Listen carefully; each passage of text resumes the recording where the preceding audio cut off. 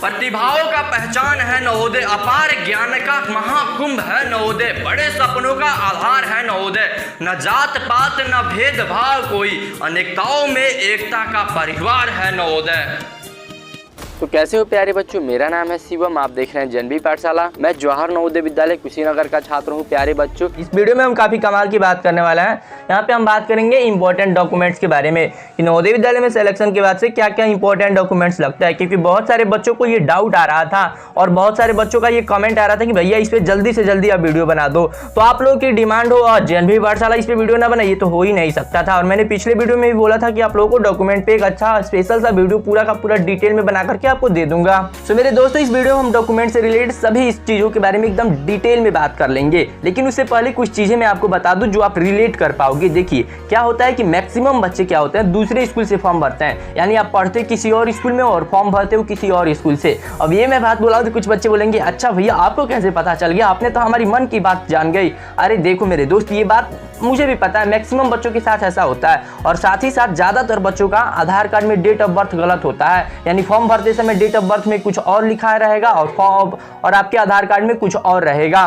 तो आप चिंता ना करो, इन सभी चीज़ों का सॉल्यूशन मैं आपको बताऊंगा। सभी चीज़ें मैं आपको बताने वाला हूँ A to Z की डॉक्यूमेंट से रिलेटेड क्या क्या चीज़ें होती है। और साथ ही साथ इस वीडियो में हम एक और भी बहुत ही इंपॉर्टेंट चीज़ बात करने वाले हैं, डिस्कस करने वाले हैं।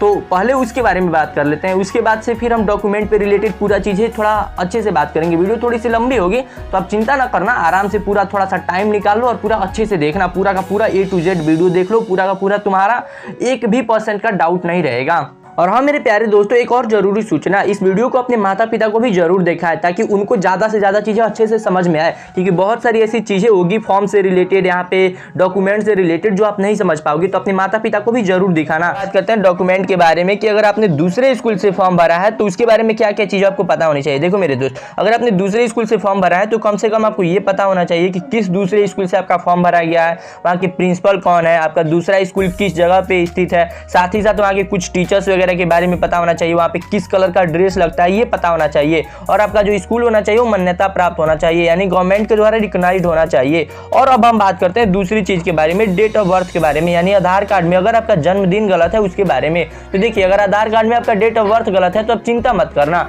आप जाओ किसी भी दुकान पे जहाँ पे आधार कार्ड चेंज होता है और जाकर के वहाँ पे नॉर्मली पूछ लो कि क्या क्या लगता है डॉक्यूमेंट चेंज करवाने में, और अभी आप चेंज करवा लो। क्योंकि अगर आप नवोदय विद्यालय में सेलेक्ट हो जाओगे तो जिस समय आप जाओगे नवोदय विद्यालय में एक फॉर्म मिलता है, तो उस फॉर्म को लेते जाते समय ही आपका आधार कार्ड चेक किया जाता है और एडमिट कार्ड देखा जाता है, तो इसलिए पहले ही आप अपना आधार कार्ड चेंज करवा लो।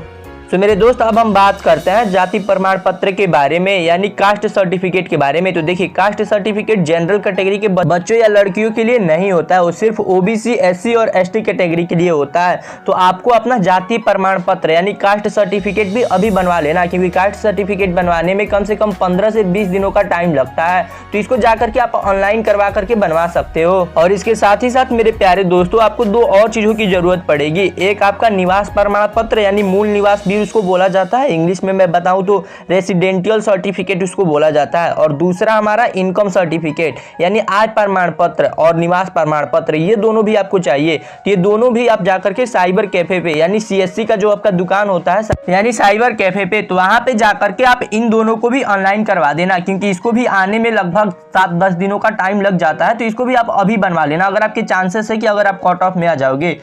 और अब हम एक जरूरी बात कर लेते हैं, वो होता है कि आपको नवोदय विद्यालय के द्वारा एक फॉर्म मिलता है, यानी 10, 15, 20 पेज का एक फॉर्म रहेगा, और उस फॉर्म में भी आपको बहुत सारी चीजें भरना रहेगा, अपने डिटेल्स वगैरह भरना रहेगा। और उसी फॉर्म में आपको मेडिकल के लिए ऑप्शन दिया रहेगा, उसी फॉर्म में मतलब एक मेडिकल के लिए एक पेज दिया रहेगा, उसमें आपको मेडिकल कराना होगा। वो फॉर्म मेरे पास है, तो इस पर मैं एक स्पेशल वीडियो बना दूंगा कि वो फॉर्म कैसे भरा जाता है। तो थोड़ा रिजल्ट का डेट और पास आ जाए कि रिजल्ट कब तक आएगा, तब मैं उस पर एक वीडियो बना दूंगा। और उस फॉर्म में ही आपको मेडिकल कराना रहेगा, और साथ ही साथ उसी फॉर्म में आपको अपने स्कूल वगैरह से रिलेटेड भी इंफॉर्मेशन देना होगा। और साथ ही साथ उसमें आपको एक और चीज की जरूरत पड़ती है, वो होता है हमारा रूरल सर्टिफिकेट, यानी आप किस गांव से हैं या शहर से हैं। तो ये तो शहर वालों के लिए नहीं होता है, सिर्फ गांव वाले बच्चों के लिए होता है कि आपको सिद्ध करके दिखाना पड़ता है कि आप गांव वाले बच्चों से हो। इसलिए सिद्ध करना पड़ता है क्योंकि रूरल एरिया के बच्चों को स्पेशल क्राइटेरिया में मतलब छूट दिया जाता है, तो आपको सिद्ध करके दिखाना पड़ेगा कि आप रूरल एरिया से हो। तो जो हमारा रूरल सर्टिफिकेट होता है उस पर क्या करना रहता है कि आपको जाकर के तहसीलदार से मुहर लगवाना रहता है। रूरल सर्टिफिकेट जो होता है वो नवोदय विद्यालय से जो आपको फॉर्म मिलेगा उसी में एक ऑप्शन दिया रहेगा, एक पेज दिया रहेगा, उसी पे सभी चीजें आपको कराना रहेगा। और इसके साथ ही साथ मेरे प्यारे दोस्तों एक और बहुत जरूरी चीज होता है, वो हमारा होता है टीसी,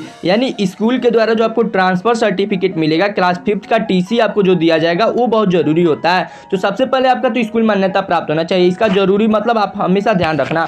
और इसके साथ ही साथ जो आपका टीसी होता है उस पर काउंटर साइन करवाना पड़ता है। और ये जो काउंटर साइन होता है ये जिला के जो बेसिक शिक्षा अधिकारी होते हैं, डिस्ट्रिक्ट लेवल पे जिला के जो बेसिक शिक्षा अधिकारी, इनका नाम आप याद रखना, उनसे जा करके आपको मुहर लगवाना रहता है और वो सिद्ध करते हैं कि आपका जो स्कूल है वो मान्यता प्राप्त है। और इसके साथ ही साथ मेरे प्यारे दोस्तों कुछ और भी चीजें होती है जो मैं आपको बता दूं। उसके साथ ही साथ आपका 3 का 4 का और 5th का रिजल्ट लगेगा। जो नॉर्मली आपका रिजल्ट रहेगा वही रिजल्ट आपका लगेगा जो स्कूल के द्वारा, और स्कूल का उसमें मुहर लगा हुआ रहेगा। तो आपको 3 और 4 और 5th का रिजल्ट भी तैयार करवा लेना है अगर आपने किसी दूसरे स्कूल से फॉर्म भरा है।